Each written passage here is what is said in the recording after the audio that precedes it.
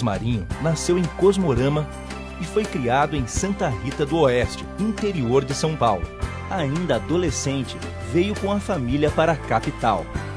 Anos depois, foi morar em São Bernardo do Campo, no ABC Paulista. Metalúrgico na Volkswagen, foi eleito presidente do Sindicato dos Metalúrgicos do ABC, onde garantiu o emprego para mais de 10 mil trabalhadores da Volks e da Ford. Como presidente da CUT Nacional, defendeu o emprego, as correções de salário e uma política de juros baixos para trabalhadores, trabalhadoras e pensionistas. Ministro do Trabalho do governo Lula, implementou a política de reajuste do salário mínimo, evitando perdas para trabalhadoras, trabalhadores, aposentados e pensionistas. E depois, como ministro da Previdência também no governo Lula, acabou com as filas de espera nas agências do INSS. A partir de 2009, já prefeito de São Bernardo do Campo, implementou políticas importantes em todas as áreas: na habitação, na saúde, na segurança,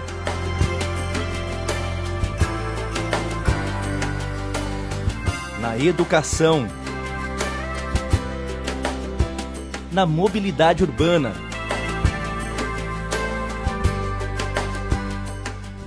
e no meio ambiente.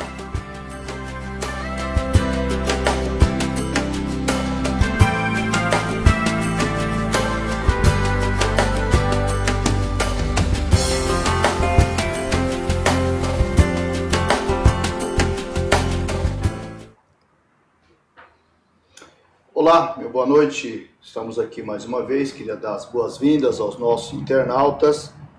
Quero aqui, além da boa noite, agradecer a presença sempre aqui, todas as semanas.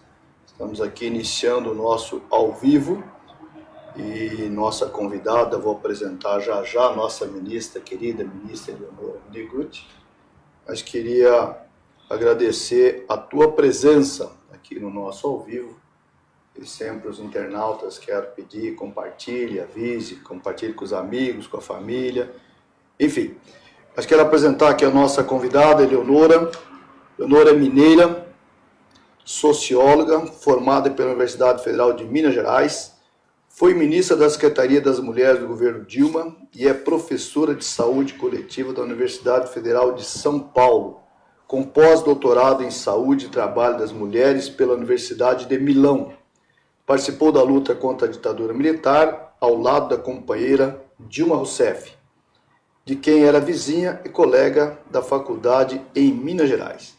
Quero ainda, antes de dar aqui a palavra para a nossa querida ministra, dar boa noite aqui. Quero aqui lembrar que já estão nos acompanhando a Dilma Maria, o Valdecir Martins, o Douglas Fragas, o Lucas. Olá, Lucas. Lucas sempre presente conosco. Clodoaldo Santos, entre outros internautas já chegando com a gente. Quero agradecer de coração a tua participação e, acima de tudo, compartilhe e ajude a gente a construir. Boa noite, ministra. Seja bem-vinda. Boa noite, Marinho. Boa noite a todas as internautas e todos os internautas e a todos da equipe. E é um prazer enorme estar aqui com você, porque eu realmente acredito em você, acredito no nosso partido e acredito na democracia. E acho que nós precisamos mostrar que nós somos capazes de fazer voltar a democracia no nosso país, sobretudo com as mulheres à frente. Quero, ministra, ao dar as boas-vindas, de fato, agradecer a tua participação. E quero começar esse bate-papo aqui fazendo uma pergunta bem abrangente para que você possa comentar com a gente. Quais são os principais problemas enfrentados pelas mulheres no estado de São Paulo, na tua avaliação, ministra das Mulheres, e acompanhando, e professora também na universidade, seguramente acompanha esse dilema das mulheres no nosso estado? Não há dúvida, achei excelente a sua pergunta.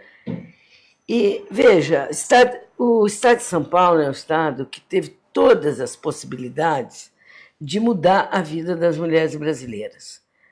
Foi aqui, no governo Franco Montoro, que se criou a primeira Delegacia de Defesa dos Direitos da Mulher. Essa era uma pergunta que eu ia te fazer mais adiante, mas... Enfim, Vamos, depois a gente bala, fala mais. Isso. Né? E hoje nós não temos nada. A violência é imensa, a violência contra as mulheres.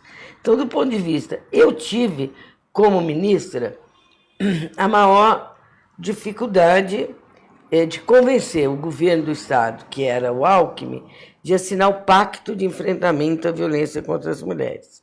Já no programa Mulher Viver Sem Violência, ele assinou junto com o então prefeito Fernando Haddad. Né?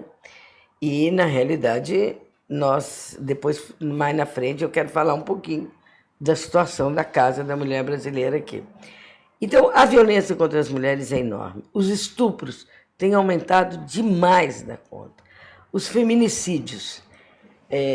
A outra questão que é muito grave aqui, eu estava até discutindo outro dia, é o atendimento nos equipamentos de saúde, tanto de unidade básica de saúde como hospitais, pronto-socorros, o atendimento às mulheres, sejam elas negras, brancas ou indígenas, ou grávidas ou jovens.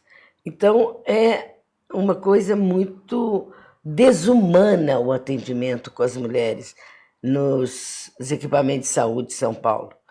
Não é? Então, é um problema gravíssimo. Eu falei da violência, falei da saúde, rapidamente. E outro problema que tem muito grande aqui, as mulheres não têm garantia nenhuma do exercício da sua liberdade, por exemplo.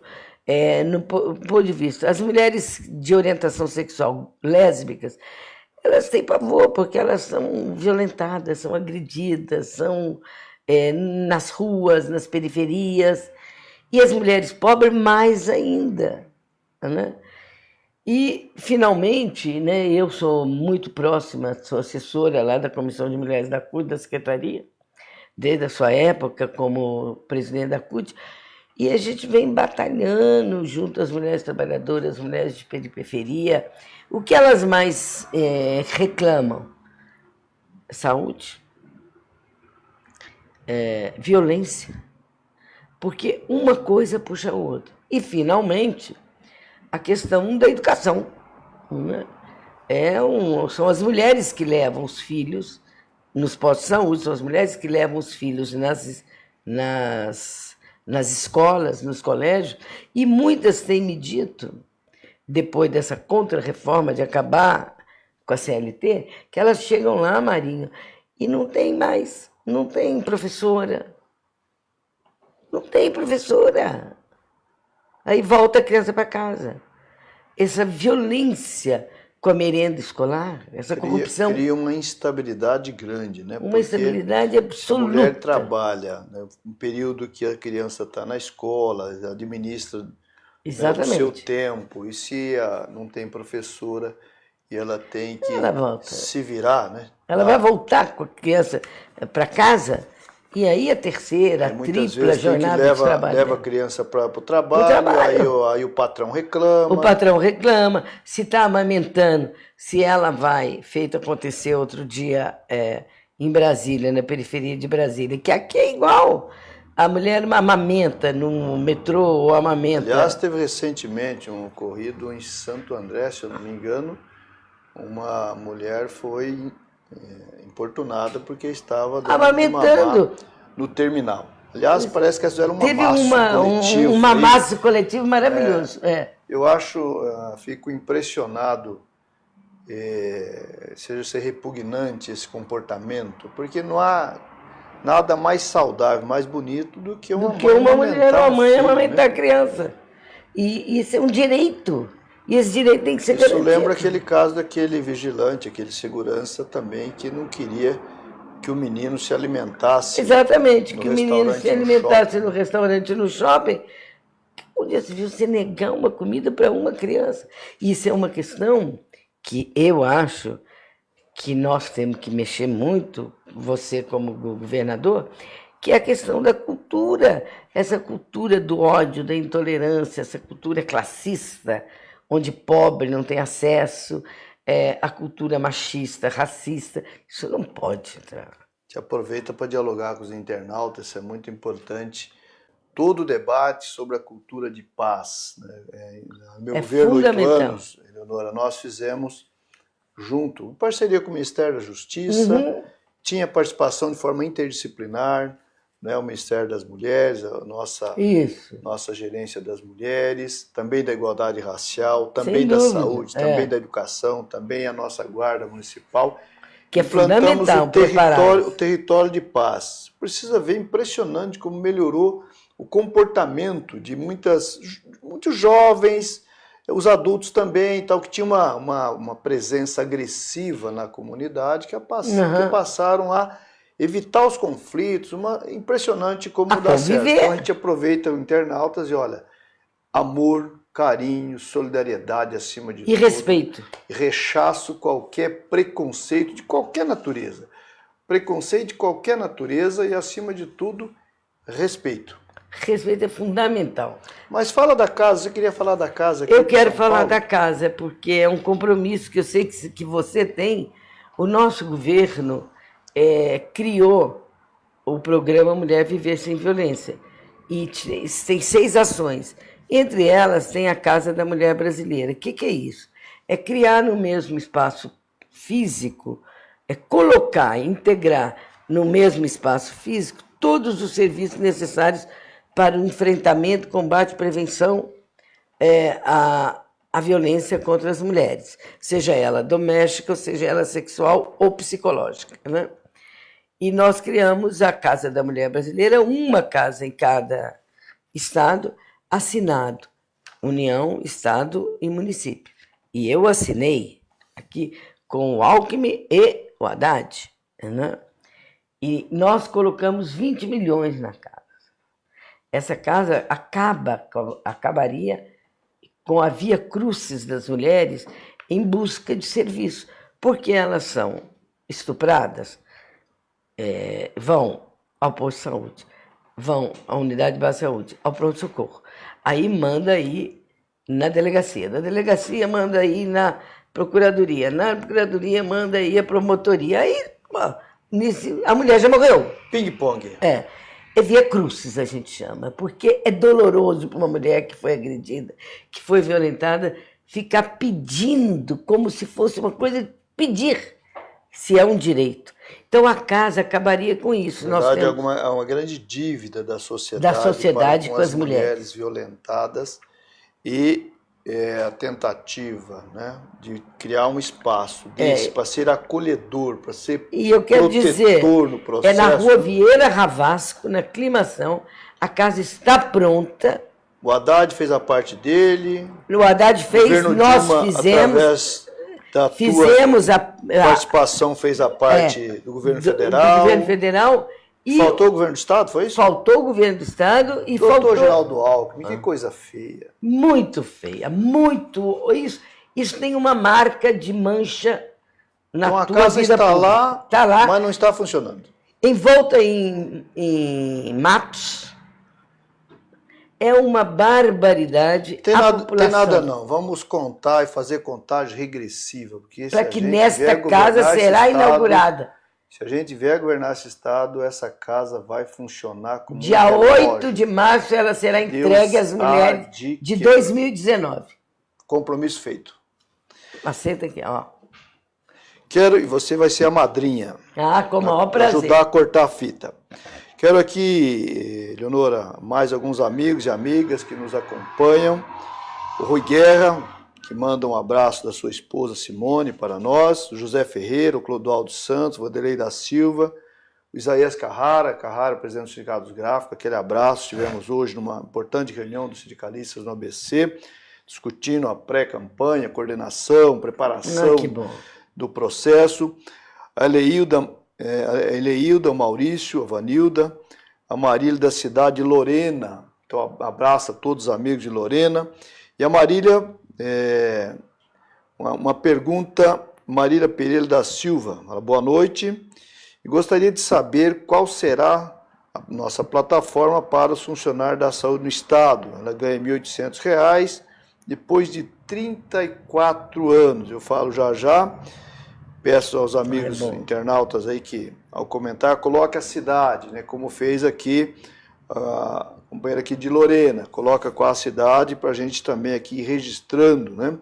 Então eu queria pedir isso aí aos amigos.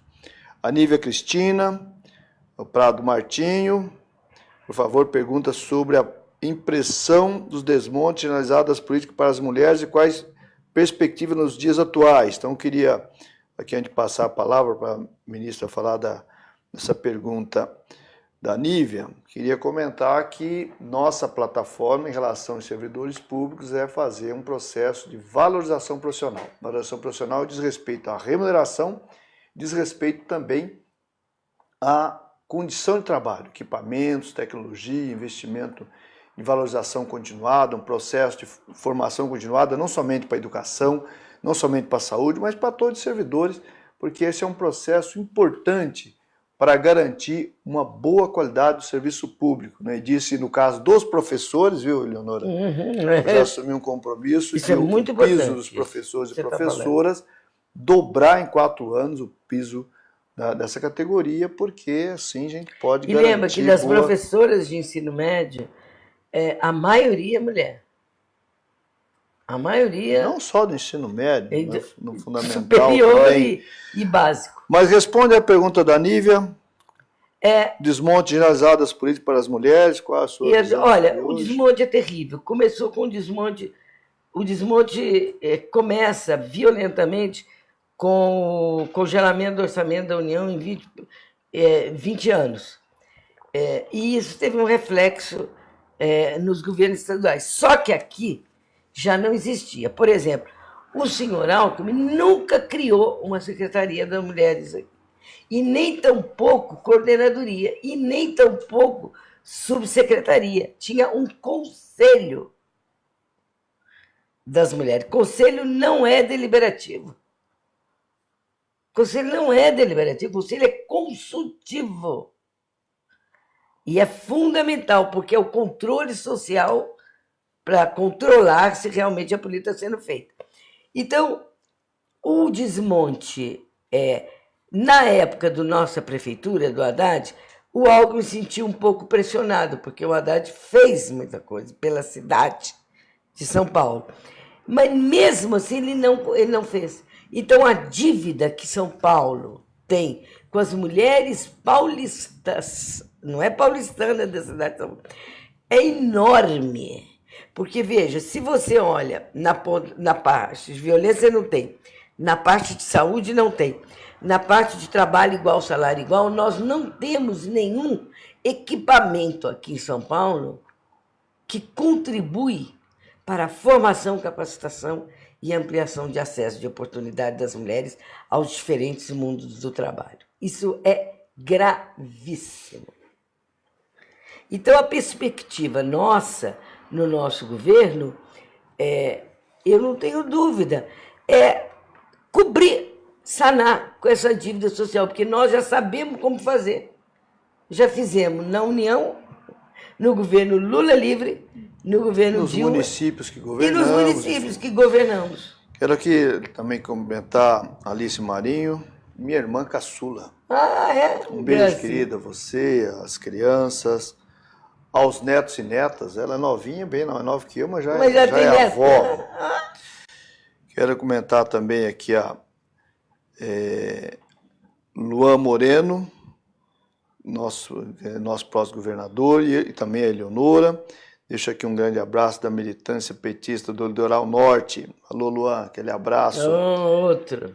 E tem aqui a casa no Cambuci, onde é que eu não entendi essa questão aqui. Mas aqui, Eleonora, São Paulo, foi a questão da violência, né? A delegacia, foi a primeira delegacia da mulher, foi em São Paulo, foi? Do Brasil foi aqui em 1985? 83? No governo Montoro. No início do governo Montoro. E imediatamente o Rio de Janeiro também criou. Mas, contudo, O que eu tenho ouvido das mulheres no estado, São Paulo inteiro, é que mesmo as delegacias da mulher, onde tem, não está atendendo adequadamente as mulheres. Tem muito preconceito. Você quer que eu diga? Muitas vezes parece que a mulher é culpada dela ter sofrido uma violência. Ela de vítima vira ré. De vítima vira ré. É culpada porque estava no lugar errado, na hora errada. É culpada porque estava com a roupa que ela não podia ficar. É culpada porque ela estava sozinha, não tinha alguém com ela. E, veja bem, as delegadas, o conceito de delegacia da mulher não é para funcionar no horário de expediente só.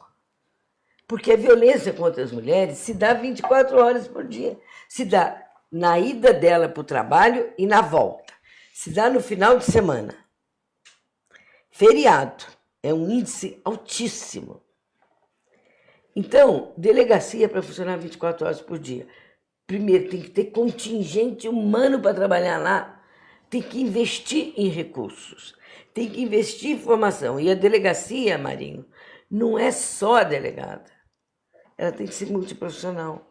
A concepção da formação da delegacia é a delegada, o promotor, tem que ter acesso lá, uma psicóloga, uma assistente social, né?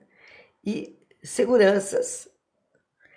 Todos têm que ter um preparo para lidar com as mulheres. Você não acha, ministra, que nesse caso em particular, nós não precisamos restaurar de forma geral, não somente as delegacias da mulher, começa do zero, mas todas as delegacias têm que passar por um processo de capacitação profissional, totalmente, social, totalmente, de responsabilidade, saber como cuidar, porque às vezes você não dá para colocar, evidentemente, delegacia da mulher, várias na cidade, enfim.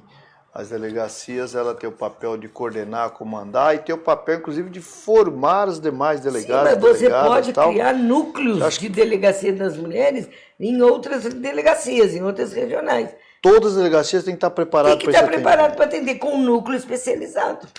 Isso precisa de um processo de formação continuada. Continuada. E uma determinação do governo. E não somente para a Polícia Civil, para os delegados, mas também para a Polícia Militar? Para a Polícia Militar, porque, veja, o que nós, na Lei Maria da Penha, diz e nós colocamos em prática, são as patrulhas Maria da Penha. O que é a Patrulha Maria da Penha? Fica percorrendo os bairros para ver se tem muitas cidades que isso acontecia, né? Patrulha os bairros para ver se está acontecendo alguma violência, se tem alguma mulher que queixa, se tem outra que não. Outra coisa, Maria, é muito importante pensar nas mulheres do campo e da floresta. E São Paulo é muito grande. As chamadas trabalhadoras rurais, as mulheres rurais. Nós temos que voltar a fazer funcionar os ônibus, que são as unidades móveis, que nosso governo atendeu a reivindicação da Marcha das Margaridas. Me diga uma coisa, o governo quis dar um ônibus desse e o Estado não aceitou, é isso? O Estado queria, nós queremos dar 2, o Estado só quis 1. E o outro deu para o município. Agora eu quero saber, o senhor Bruno Covas, onde está esse ônibus? E o do Estado, onde está? E o senhor Alckmin, eu estou perguntando desde que o nosso governo foi golpeado, que eu voltei para cá, onde está? Onde está esse ônibus lilás? Eu nunca vi. Eu nunca vi, perto de mim nunca passou. E ninguém me contou. Quero dizer, Eleonora, aqui e aos internautas... Deve estar numa garagem. E aos internautas, é o seguinte, no nosso governo, nosso programa de governo, já pedi para incluir isso, nós vamos trabalhar um processo de formação continuada para toda a Polícia Civil. E vamos introduzir isso também na Polícia Militar. E tem mais, que eu vou pedir para o pessoal da educação estudar esse assunto. Eu acredito que aqui nós temos que inserir esse processo também no debate da grade curricular educacional. Porque se a gente formar desde criança, ensinar para o jovem que ele tem que respeitar as meninas e vice-versa, Exato. nós estaremos formando novas Nós gerações. estamos construindo pensando uma no futuro. contracultura ao machismo, Então nós vamos, ao sexismo, ao nós vamos racismo. trabalhar fortemente isso e você será seguramente uma das nossas consultoras. Mas para com o isso. maior prazer, estamos aí para isso. Quero aqui cumprimentar também o José Álvaro Saraiva, Terezinha Pinto, a Cássia Gonçalves, Lula da Silva, que está mandando um abraço. A Cássia lá de Caraguá. A Cássia, nossa pré-candidata a Cássia, deputada sei. estadual. Um abraço, Cássia, aquele Cássia. abraço. Olha, trabalho aí, hein? Vamos chegar junto aí. Precisamos de mulheres mais na política, precisamos de deputados na Assembleia, na Câmara Federal. Enfim, quanto mais mulheres na política, seguramente melhor a política ficará. Não tenha dúvida. Comentar a Débora Pereira, Eleonor, nossa ministra legítima de Política para as Mulheres, Sara Rezende Batatai de São Paulo, abraço Sara, José Alves Saraiva de São Bernardo do Campo, Osmar Ricardo Silva de Caldas Novas, Goiás, a gente em Goiás também, aquele abraço, boa sorte aí. Comentar também o Leandro, Dr. Leandro, grande amigo Dr. Leandro de São Bernardo do Campo, Martinez Marinho. Existe um esvaziamento econômico das pequenas cidades do interior. Muitas estão tendo redução do número de habitantes. Esse é um problema de transformação que nós precisamos discutir. Nós vamos colocar no nosso programa de governo o debate de desenvolvimento regional até para enfrentar a necessidade de geração de oportunidade de emprego para a nossa juventude fundamental. nas regiões interioranas, para poder fixar as famílias no campo. Se não tem emprego, eles vão em busca de emprego. Então aqui tem todo um debate de desenvolvimento regional que nós vamos fazer no planejamento de governo.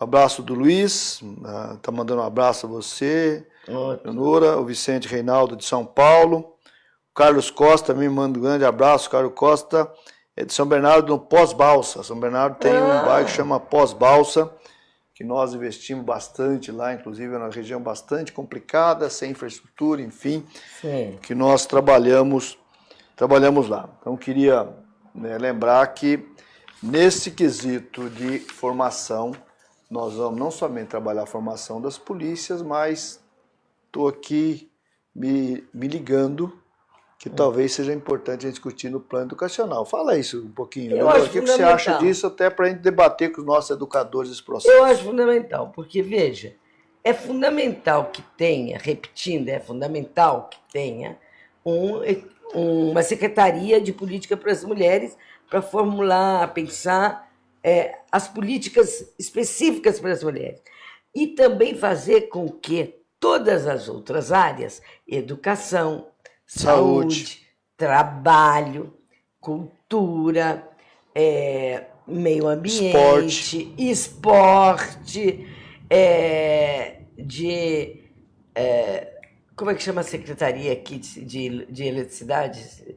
Lá é Minas e Energia, Ministério de Minas. Pode ser Minas e Energia. Aqui também. A importância de incluir a perspectiva de gênero nestas outras políticas, porque uma cidade iluminada é uma cidade que cai debate de ocupação o índice de da território, violência, né? da ocupação de território. A A cidade é frequentada por quem? Pelas mulheres e pelos homens. Nós temos que atender às necessidades de ambos, né? E a educação, para mudar, eu acho, veja bem, tem uma questão que é cultural também, essa questão. Por que a nossa polícia é tão violenta? O que falta nela? Eu acho que falta salário, falta respeito aos policiais, falta formação, e falta, dentro dessa formação, ele lidar com essa perspectiva Você sabe que civilizatória, de humanidade. Na experiência de prefeito, nos 8 anos, nós trabalhamos bastante essa questão com a Guarda Municipal.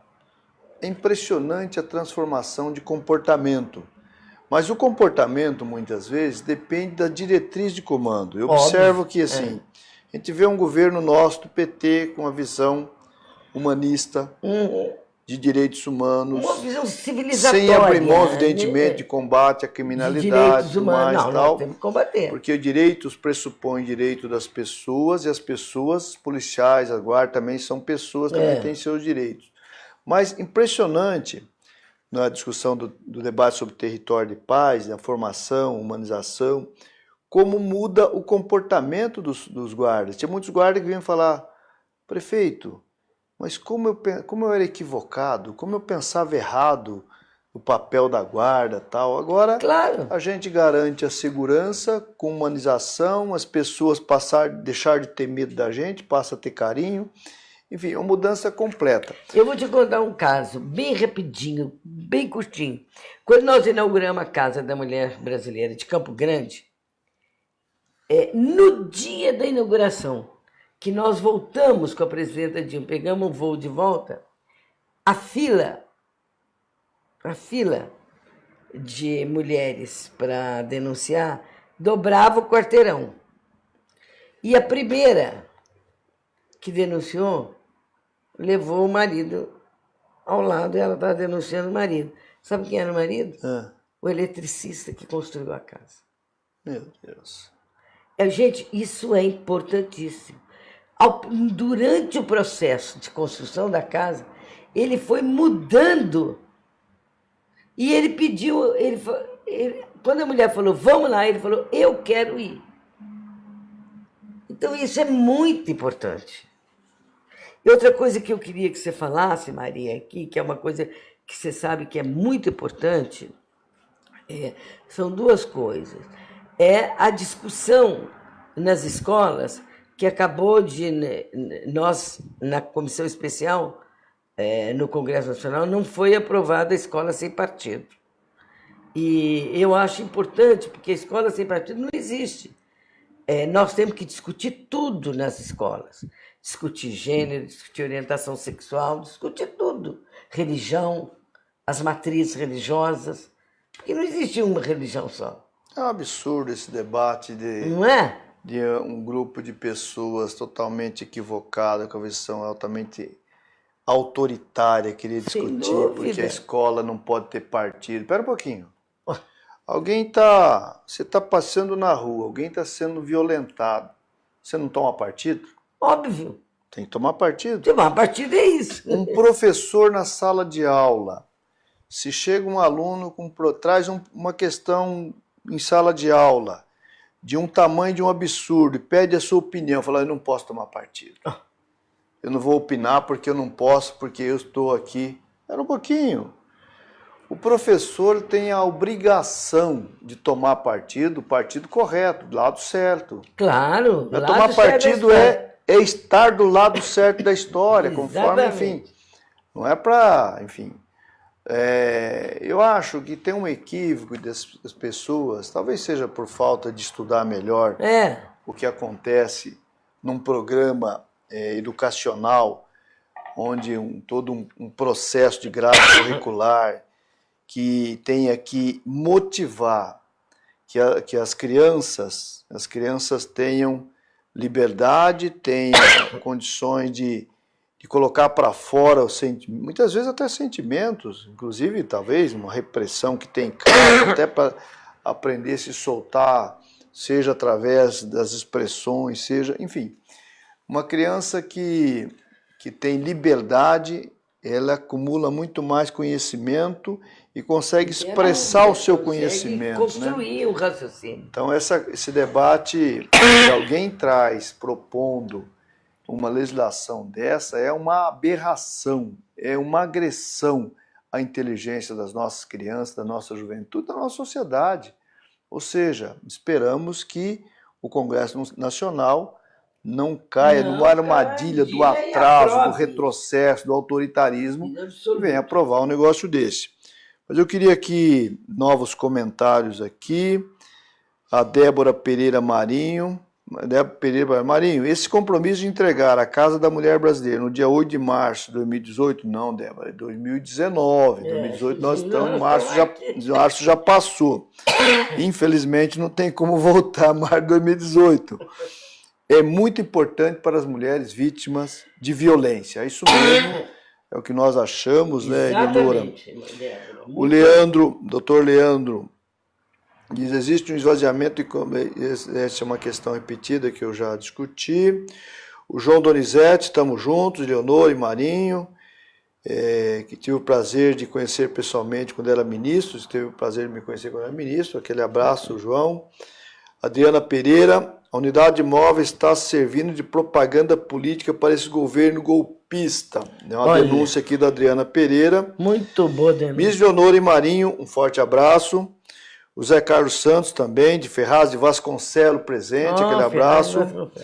O Manuel Divino da Silva, boa noite, Luiz Marinho.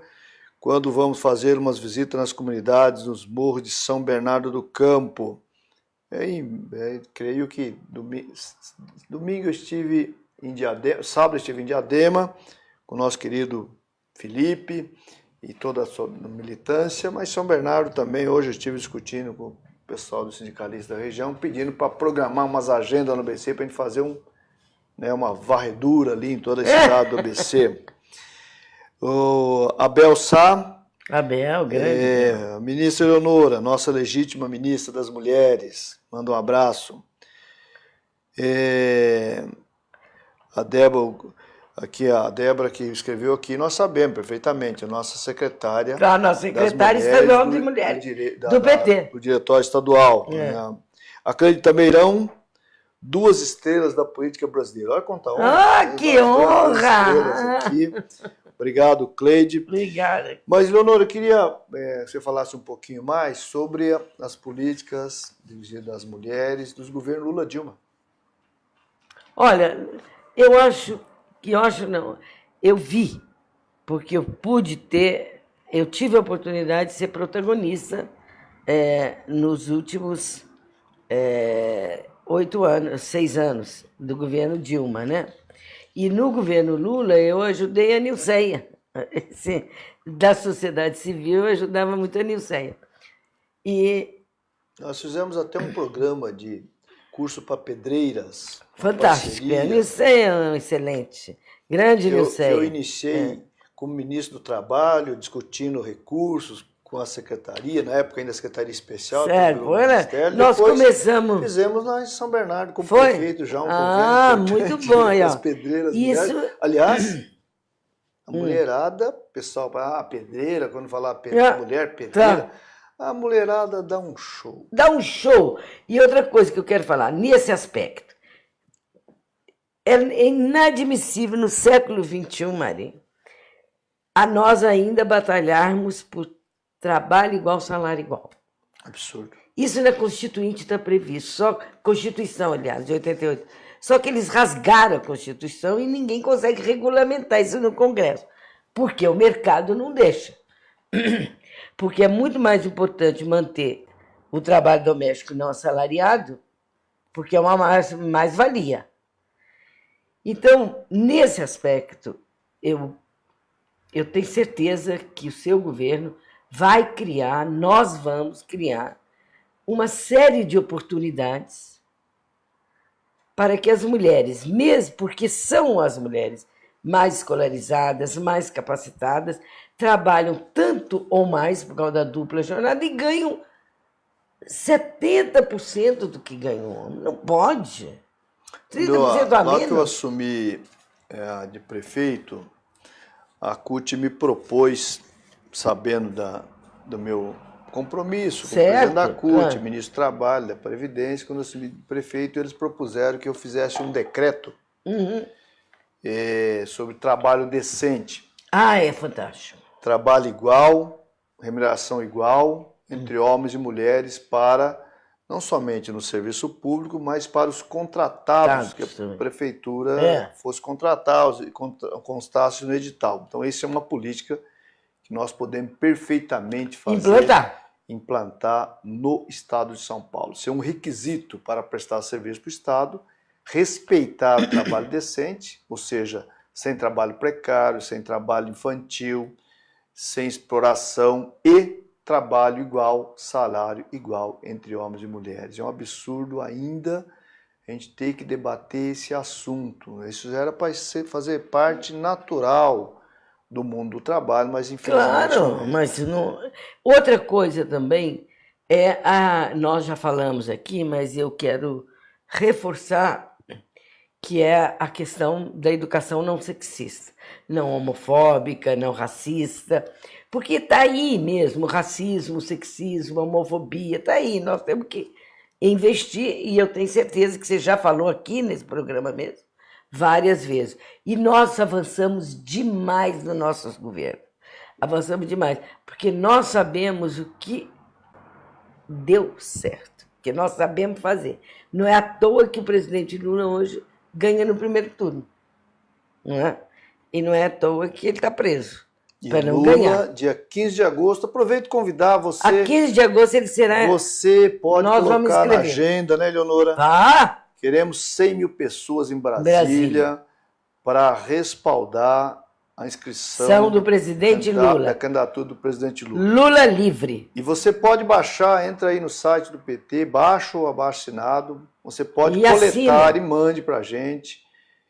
Quero Lula livre, quero Lula presidente. E nós Porque queremos ele é inocente. 1 milhão de assinatura para anexar na inscrição da sua candidatura. Lula é inocente, portanto, essa é a nossa...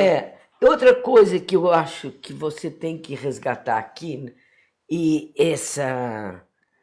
o Alckmin acabou com isso, eu vou tentar explicar em pouquinhas palavras.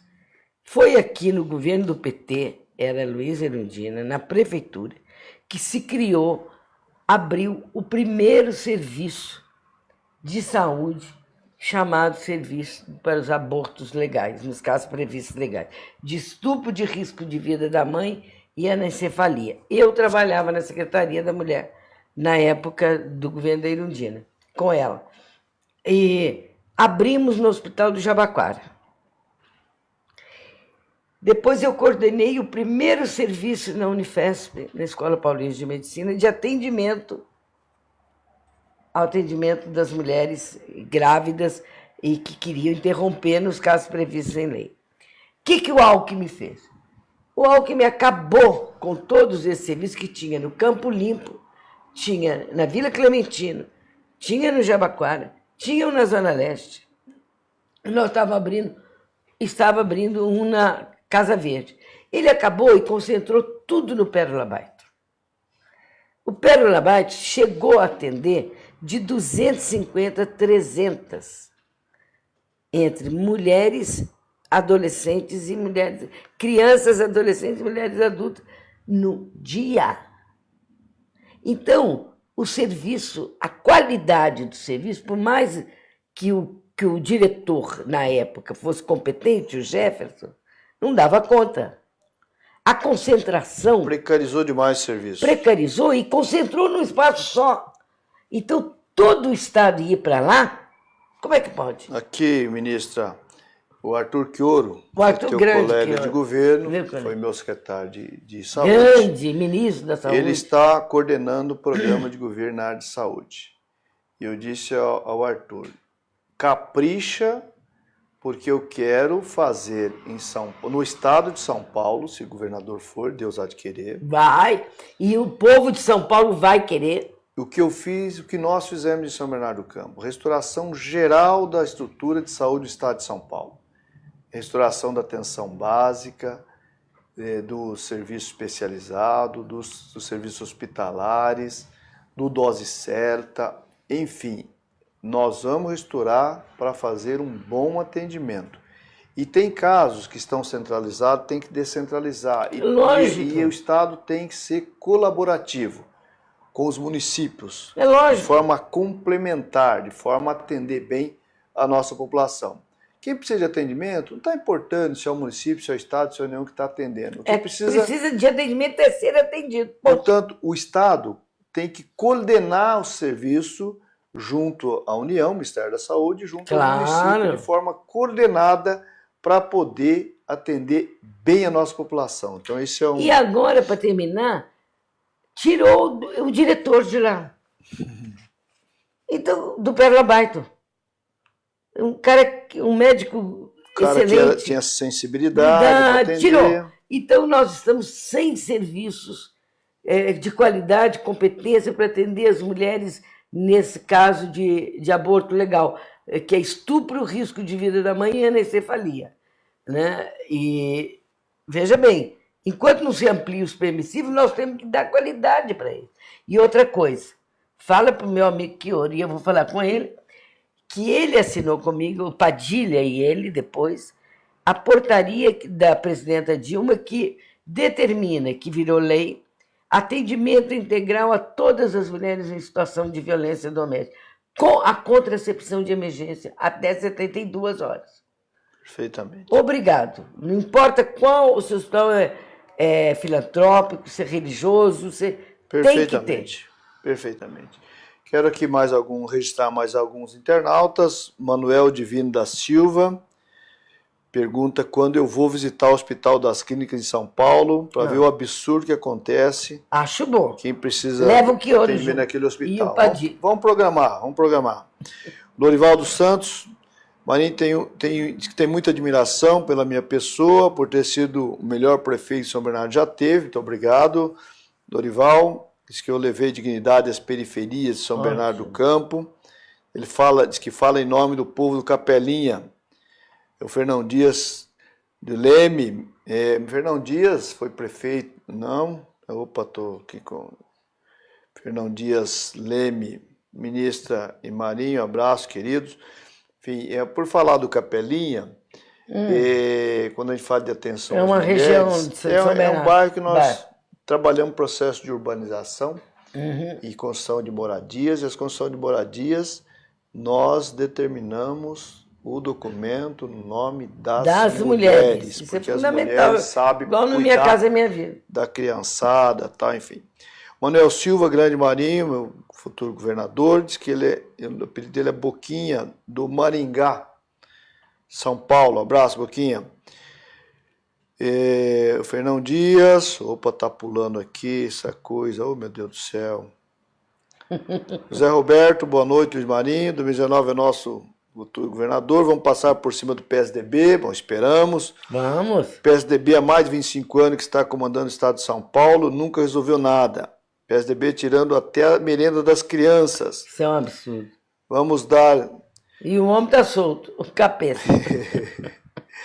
Oh, meu Deus, tá pulando, entrando mensagem, aí ele pula, sai do campo de visão aqui.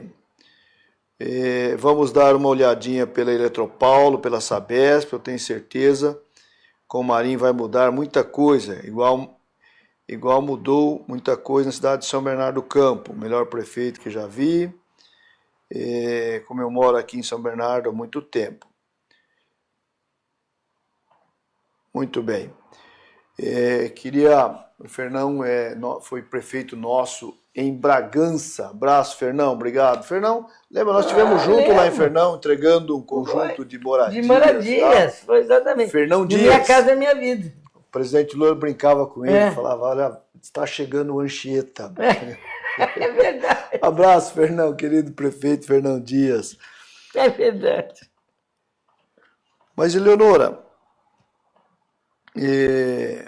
seguramente, em São Bernardo, nós fizemos um trabalho da política das mulheres, um trabalho interdisciplinar, onde a gente trabalhava saúde, educação, assistência, trabalho para gerar renda, oportunidade, acima de tudo.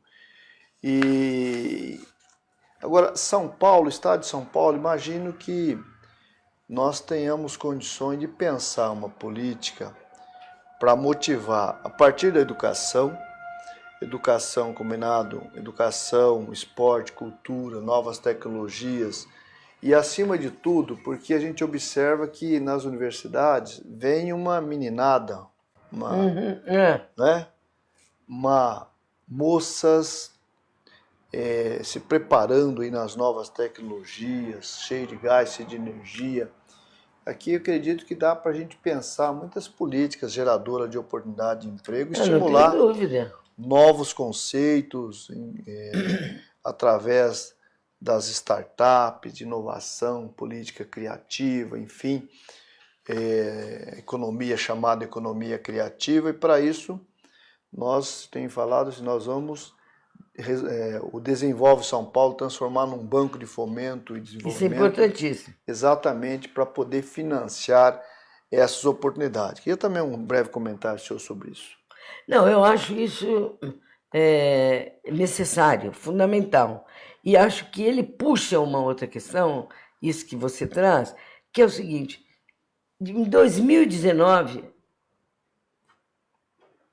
nós no poder, aqui, e o presidente Lula em Brasília, nós vamos fazer o plebiscito revogatório, para revogar todas essas medidas drásticas neoliberais que esses golpistas implantaram a toque de caixa no nosso país e que estão começando a dar impacto negativo para a população agora. Revogadas, nós temos muito mais condições de criar essas adequações, né, de financiamento, de políticas para financiar a capacitação, a formação de mulheres e de homens, de jovens negros. Nós precisamos contribuir eficazmente, nós precisamos tirar esses jovens negros. Eu fui ministro do Trabalho e do presidente sabe? Lula. Você sabe que naquela época não faltava empregos Não. para a juventude, para os veteranos, para os medianos, homens, mulheres, negros, brancos, negras, brancas, não faltava emprego. Não. Infelizmente, hoje nós temos uma situação crescente do aumento do desemprego. Retomada, a volta à fome no Brasil, mortalidade infantil. A volta à mortalidade infantil. Exato. Reassume a mortalidade infantil com um protagonismo terrível, lamentável. E a gente observa que esse drama do desemprego, a retomada da fome e voltar de novo mortalidade, crescer mortalidade infantil, me parece que as mulheres negras são as maiores vítimas nesse processo. Ou seja, sim, a mulher ganha menos que o homem, mas a mulher negra ganha menos que a mulher branca ainda. Veja, então, uma discriminação em dose dupla. Como o Brasil não resolveu a escravidão ainda, né? Nós estamos em plena escravidão e nosso governo fez uma coisa das melhores, que foi a assinatura da PEC das trabalhadoras domésticas, igualando os direitos das trabalhadoras domésticas a todos os outros trabalhadores e trabalhadoras, e significou o início do fim da escravidão na nossa própria casa. Mas sempre gente ficou bravo com isso, hein? Eu fui agredida no aeroporto de Congonhas por uma mulher de classe média que eu tinha acabado com o bem-estar dela. Quando nós começamos o debate de salário mínimo, um dia me liga uma mulher... Falar em salário mínimo, você viu, é outro retrocesso agora. Outro retrocesso. Diminuiu o salário mínimo. Mas nós vamos retomar tudo isso com Lula presidente, se Deus quiser. E a Nívia Cristina Prata, Dali Marinho, governador, é o melhor. Beto Silveira, oi. Eleonora, aquele abraço. Norival manda um outro oi aqui. Vem até o povo ouvir as demandas de cada região e esse jeito de governar fez a minha admiração aumentar pelo PT, diz que nós ouvimos, enfim. O Johnny Sampa, poder para as mulheres, é isso aí. O Gilmar Tato, ótimo ouvir vocês, abraço Gilmar. Gilmar Tato é um dos nossos candidatos ao Senado. Junto com o Suplicy. Grande abraço, Gilmar. Lembrar que esse ano tem duas vagas, né? Suplicy e Gilmar Tato. E nós temos Manuel Inácio, a Renza Mendes Pires, São Bernardo, Kátia Mendes, política LGBTI para São Paulo, é isso aí. Isso é fundamental. O Joaquim 13, quanto preparo meu futuro governador, eu não tenho dúvida que São Paulo vai funcionar, um forte abraço, enfim, temos que começar a caminhar para o encerramento, o tempo Vamos encerrando e vamos dizer o seguinte, eu quero deixar uma mensagem para as mulheres do estado de São Paulo. Nós sabemos como fazer e nós sabemos o porquê sabemos fazer. Porque nós conseguimos governar não para os pobres, não para a população negra, não para a população LGBT, não para as mulheres, mas com as mulheres, com a população pobre, com a população LGBT, com a população negra e a população todas as matrizes religiosas. E é isso que o nosso futuro governador, eu tenho certeza, fará pelo Estado de São Paulo. Então, mulheres, companheiras, amigas, leiam, prestem bem atenção. O voto é importantíssimo.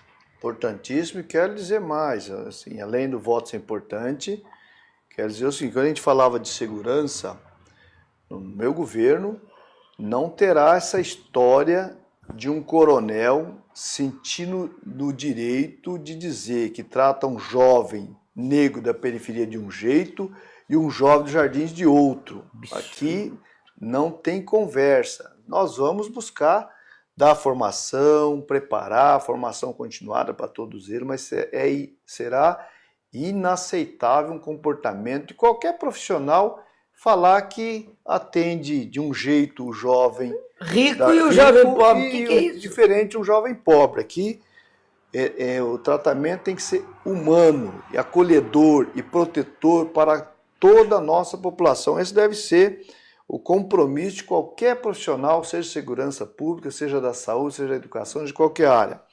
Quero também mandar um abraço aqui para o Paulo César Santos, o Lucas Silva. Tá feia a coisa para o jovem no Brasil, Lucas. Lucas fala, é isso mesmo, estamos de acordo, mas nós vamos mudar isso, viu, Lucas? Tenha fé. Fé e esperança acima de tudo, e essa esperança, né, do presidente Lula. Vamos juntos sob a liderança dele e vamos também criar essas condições de políticas inclusivas no estado de São Paulo. Paulo César Santos, Marinho, Grande Avarenga, está com você para governador, obrigado.